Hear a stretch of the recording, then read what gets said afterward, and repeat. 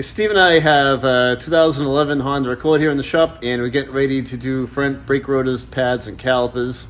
So we got our 2011 Honda Accord, and we've looked at it, and the calipers are hanging up on it, and we're changing rotors for pulsation and pads. Normally you don't have to change everything, but in this particular case, everything's bad on three wheels. So we got three bad calipers that are hanging up. So we're going to do all four rotors and pads. So we're going to start off on 2011 Honda Accord. So we've got bolts that are holding the rotor on here. So we've got our impact driver.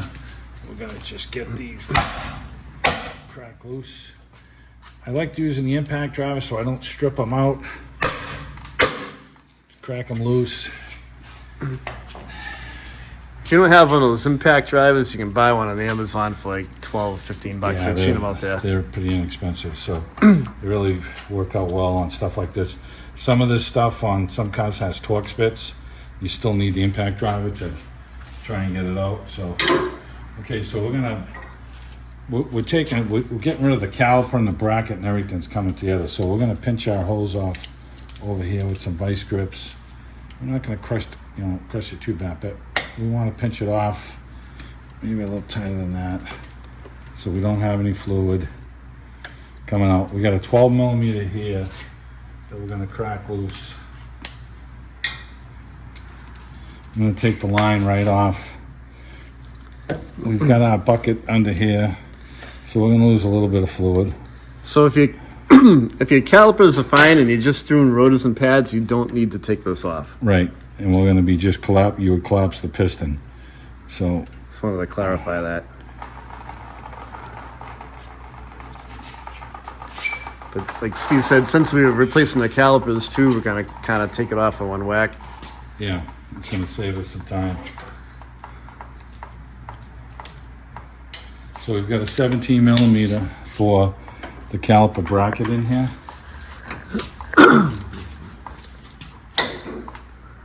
And I'm going to use a 1/2 inch drive.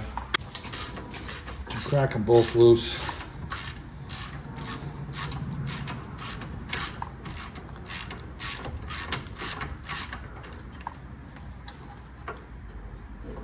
So Steve, if you're just doing the pads and brake rotor, you still need to take the bar off right there?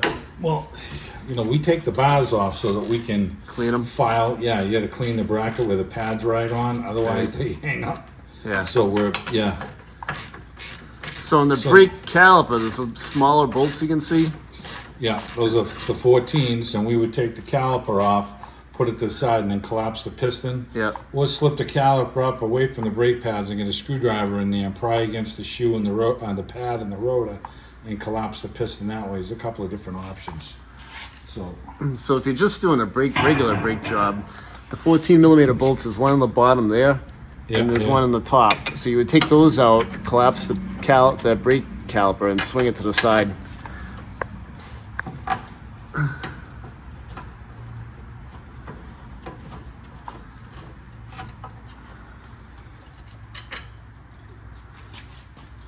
So time-wise, we're not going to have really much time filing and cleaning the bracket or any of that now. This whole thing's going to come right off. I want to drain as much fluid out of it as I can. I'll get this on the bench, and my rotor's ready to come off. Okay, so we're going to set our caliper bar up, and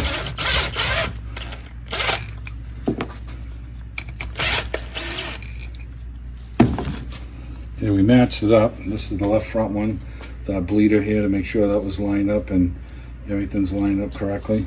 So now if you were just doing a brake job on the car, you would have this on the car with the line connected, and you would just collapse the piston, whether you put the screwdriver in here and wedged it in, or you squeeze it with the big clamp vice grips. We don't have to do that because it's brand new. And so we've got our clips and the bleeder and everything that came with the caliper, and we also get a set of clips that came with the brake pad. So we'll use these, the ones that came with the kit, with the caliper.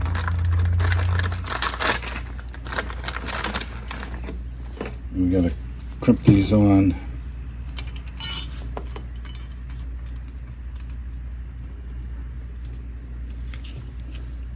These things can be kind of sharp on your fingers. Got to be a little careful with them. Okay, so that's crimped down. We got to get that one to. This little thing sticking me here. Get a little screwdriver. One clip is kind of giving me a little hard time. It's gonna give you a hard time, huh? It's the same one, so. Alright, now let's get the other one on. It may fight us until we get the brake pads on it. So we'll see.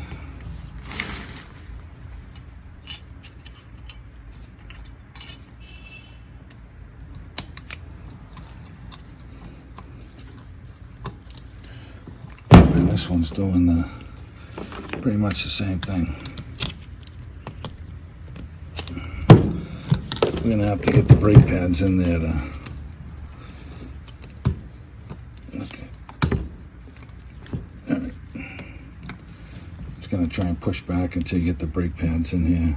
All right, we're gonna get our brake pad grease, and we've got our pads here.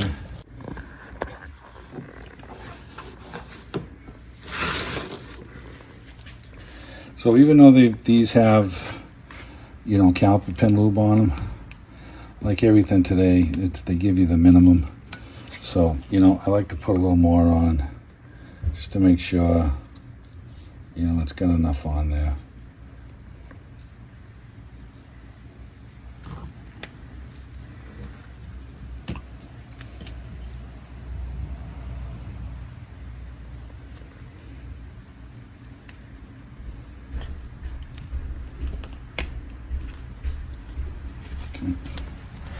We're going to put a little bit on the inside of the lining here. That's where the clip goes. And these clips fit like crap, to be honest with you, until you get the brake pad on there. It's just hitting the edge of this caliper right here, and it doesn't matter which way that you put the clip. It's just the same. It's just the same way, because the inside here dictates on how tight it is, so you can't slide it over at all. So, all right, so we said the brake one that goes to the inside of the caliper is going to be this one. So we can slide a couple of different ways. You can try and put them in like this and then roll them into place.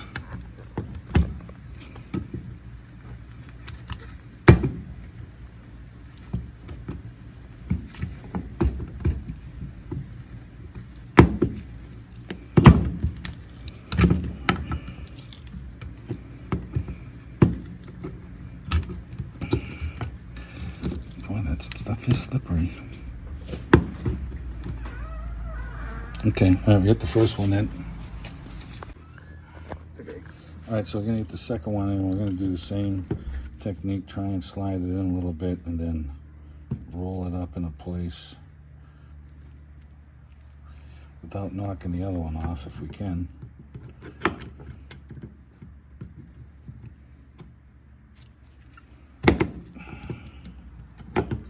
These are a bugger to get in there. Yeah, okay. All right, so we get that one loaded. Now we lubed our caliper pins.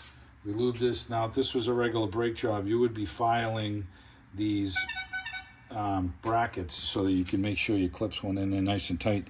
And our brake pads are sliding really loosely. That's what we want.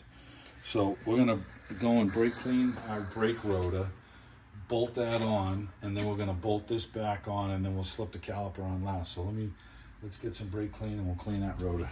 Right. Alright, so just going to spray the rotor. Take the glaze off of it, the coating that they put on it.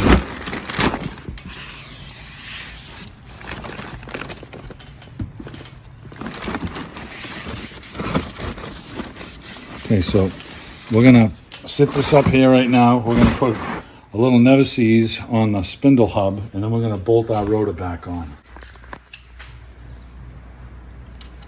A little never sees on the hub here.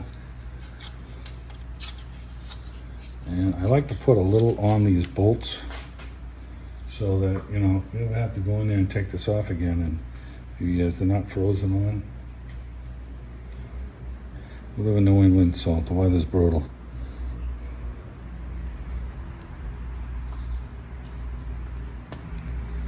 Okay, let's get the rotor. And put the rotor on and tighten those too. Okay, we're getting our rotor here.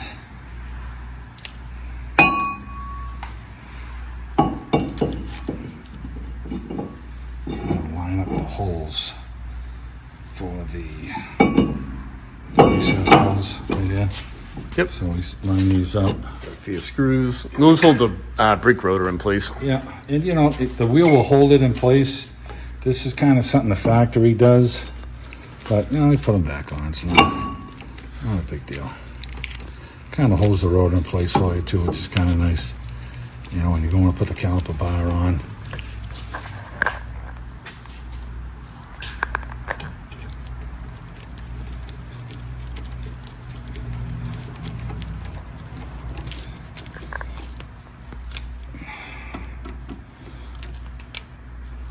Alright, those are tight. Okay, we're gonna get our caliper bar with the brake pads that we loaded on it. Okay, so we've got our bolts never seized. I can just sit them, barely sitting them in on each end here. Okay. I'm gonna slide the bar over the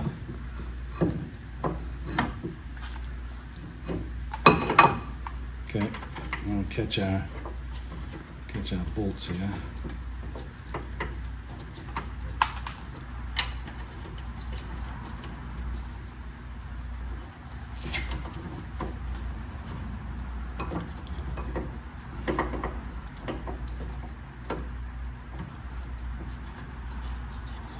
That one's going in nice and easy.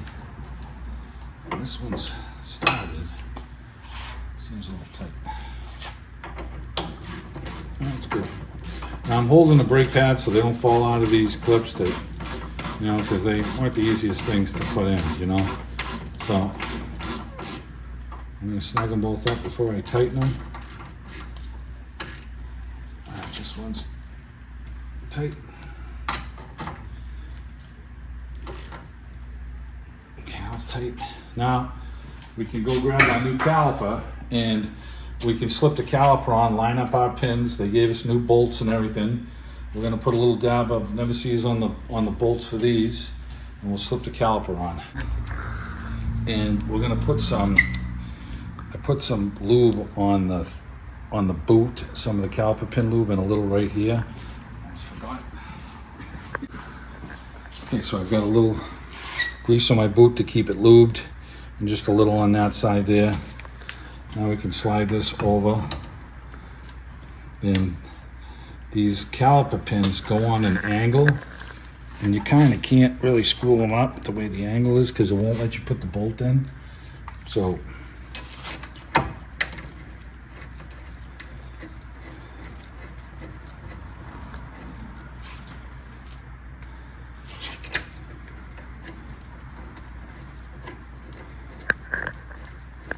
okay.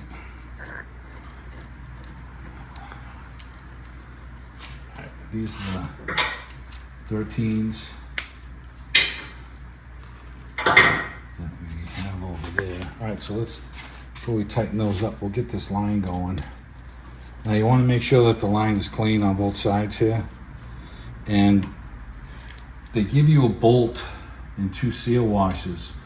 Always use the bolt that they give you with the caliper. Sometimes these things are machined out, oversized, and they actually change, you know, the threads. And we didn't take out the booty. Okay, so.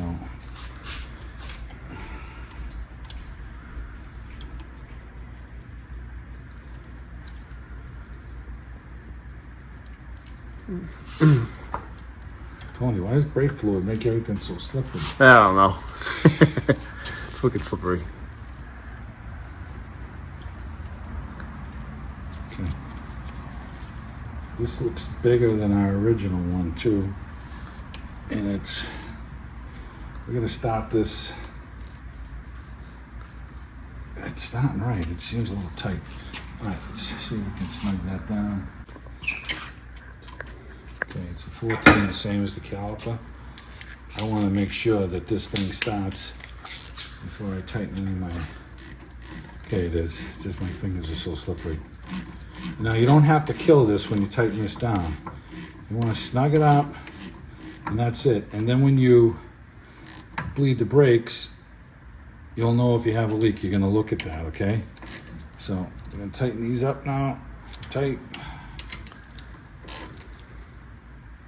Tight. Double check this one. Okay, that's tight. Now we're going to take the line off here, and we're going to open this bleeder valve up a little bit, and that's going to allow for this thing to gravity bleed and get some fluid through it to help us in the bleeding procedure, because we're doing all 4 wheels, so I don't want to empty the whole system. So let me get a 10 millimeter and open that up, and then we're going to move on to another wheel, and we'll let this one gravity bleed a little. So again, we've got our 17 millimeters tight in the back for the caliper bracket. We've got our 14 millimeters tightened for the caliper. We've got the 14 tightened for the line. We took our vice grips off. Now we're going to crack this 10 millimeter. It's going to drip some fluid. As soon as it starts dripping, we can close it. We know that the piston has filled up with fluid. So let me get a wrench. Okay, I'm gonna crack that loose. Just gonna crack it loose a little bit. You don't have to take it out. And this is gonna be the same procedure on the other side. So we can swing the wheel in right now. And then once we're done all 4 calipers, we're gonna bleed the brakes. We have a separate video on how to bleed brakes, and I'll throw it in the description of this video. I think it might be on my Jeep, but it's the same thing on all vehicles. Yeah, we're going to bleed the farthest wheel from the master, so we're going to go the right rear, the left rear, the right front, the left front. You know, if you're leery about, you know, having a problem with your pedal, like you said, once we gravity bleed this, we filled up the piston. You know, if you took all the calipers off and had no fluid in there, and then you started, you could have an air pocket. It could take a little bit to get it bled. So once this thing starts dripping out, we know the piston is full and we're good. So, and that'll be the same procedure on the other side. Close the bleeders, bleed your brakes properly, and this brake job is done.